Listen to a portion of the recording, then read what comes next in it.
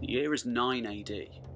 Three highly professional veteran Roman legions consisting of a total of 20,000 men, under the command of provincial governor Publius Quintcilius Varus, are making their way through the Germanic territories east of the Rhine, deep within the ancient and mysterious Teutoburg Forest.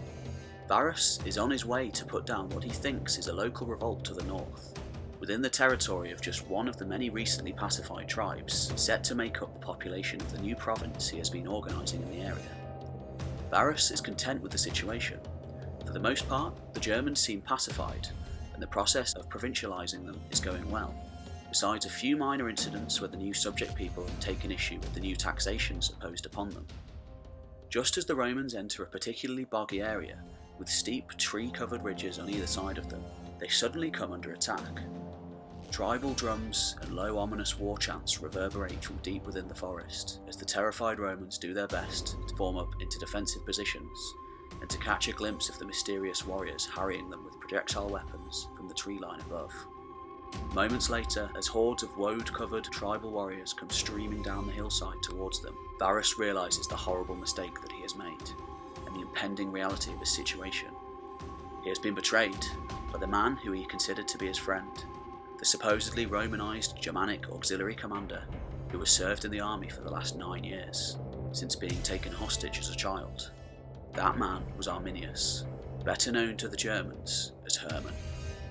Herman had been born around 27 years earlier, in around 18 BC, as the son of the Cheruscan chieftain Sigimerus, one of the tribal leaders who had submitted to Rome after Emperor Augustus's initial incursions over the Rhine during that period. Herman had spent his youth amongst his native people, before being taken to Rome as a hostage along with his younger brother as collateral for their father's continued good behaviour, as was customary for the time.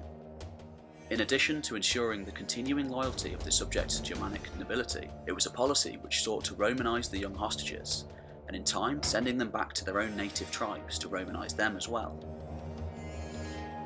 By the age of 18, Herman, now known by his Roman name Arminius, had achieved Roman citizenship and joined the military.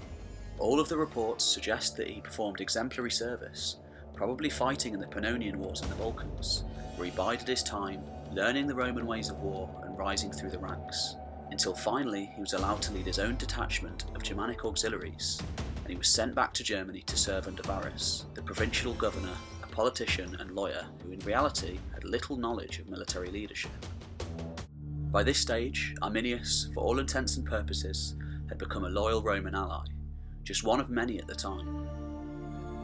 For example, Emperor Augustus's own personal bodyguard was largely made up of Germans at this time, who were widely considered to be some of the best warriors in the world. Whilst Varus set about using the natives as free labour to build roads and construct towns, whilst also heavily taxing them, Arminius became one of his most trusted commanders. During this period, 8 out of 11 Roman legions that had previously been stationed in Germany were pulled back out of the fledgling province and diverted to the Balkans to put down another serious revolt taking place there. Meanwhile, Varus, confident in his position and in his assurance that Germania was ready to become just another province, sent a number of small detachments of men to winter with the various Germanic tribes of the region, both to maintain friendly relations as well as a show of force. Little did he know that Arminius had already sent word to all of these tribes, calling them to do battle against the invader as one, once and for all. For the downtrodden Germanic peoples, a reckoning was coming. Along with his own tribe, the Cherusci, 5 allied tribes answered the call. They would make the Romans pay for attempting to stamp out their freedom. A plan was hatched to wipe out the entire Roman occupying force in one decisive battle. It would be all or nothing. One battle to decide the fate of the world to the east of the Rhine. In the autumn of 9 AD, Varus was informed of a rebellion taking place to the north. Without hesitation, he set off into the Teutoburg Forest at the head of his 3 legions, in turn supported by auxiliary forces and cavalry detachments. Arminius, meanwhile, offered to head off to his homeland to gather more men to aid in putting down the rebellion. Varus, seeing no reason to question this, agreed.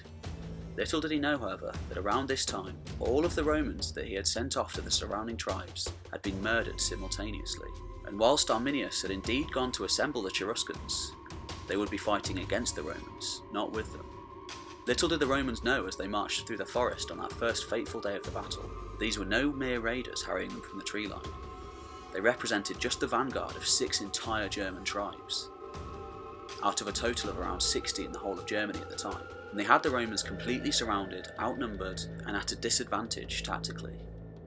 The plan was a complete success, with only a few cavalry detachments escaping the ambush, riding hard back to the Rhine to report the terrible news. For the remaining legions, trapped in the primal woodland, surrounded by hostile tribesmen and without a capable military commander to lead them, all hope was lost. 2 generations later, the historian Tacitus wrote that when the general Germanicus later crossed over the line a handful of years later, exposed piles of bones littering the forest floor could still be seen throughout the area, along with the decapitated corpses and mutilated heads that lined the trees for miles around, as a warning against any further incursions into Germania. Thousands of Roman soldiers were taken as slaves after the battle, destined to live out the rest of their lives in miserable servitude. The surviving centurions and officers were reportedly dragged away to holy ponds to be drowned, crucified, or burnt alive in giant wicker men as grim sacrifices to the forest gods.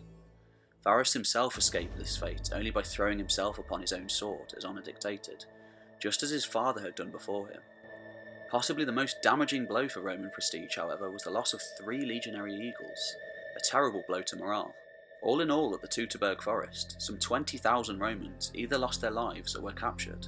The German numbers are unclear, but when the likely site of the battle was later rediscovered in the 20th century, mostly Roman armour and weapons were excavated, leading some historians to speculate whether Arminius's men may have actually been equipped with Roman armour, as there surely must have been also significant German casualties, and evidence of them left at the battle site.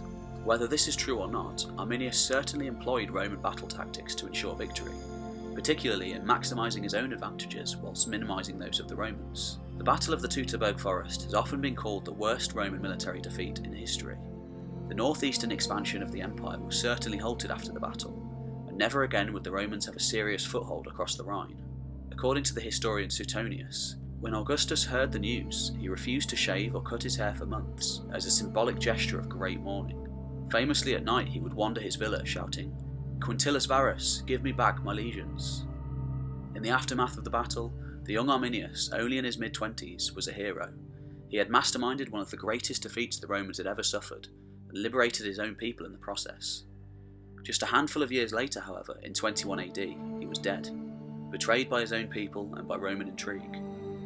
The Romans never again attempted to provincialise the Germans, but they did continue their policy of divide and rule, first by breaking up Arminius's alliance and effectively causing his death, and later in playing off the tribes against one another in an attempt to ensure that another strong alliance would not be forged. 400 years later, however, it was from deep within this wild frontier, at the edge of the earth, that the Goths, Vandals, Huns, and various other tribes would arrive to destroy the Roman world. Arminius was later adopted as a figure of German nationalism in the 19th century, being remembered not by his Roman name, but by his Germanic one, Herman.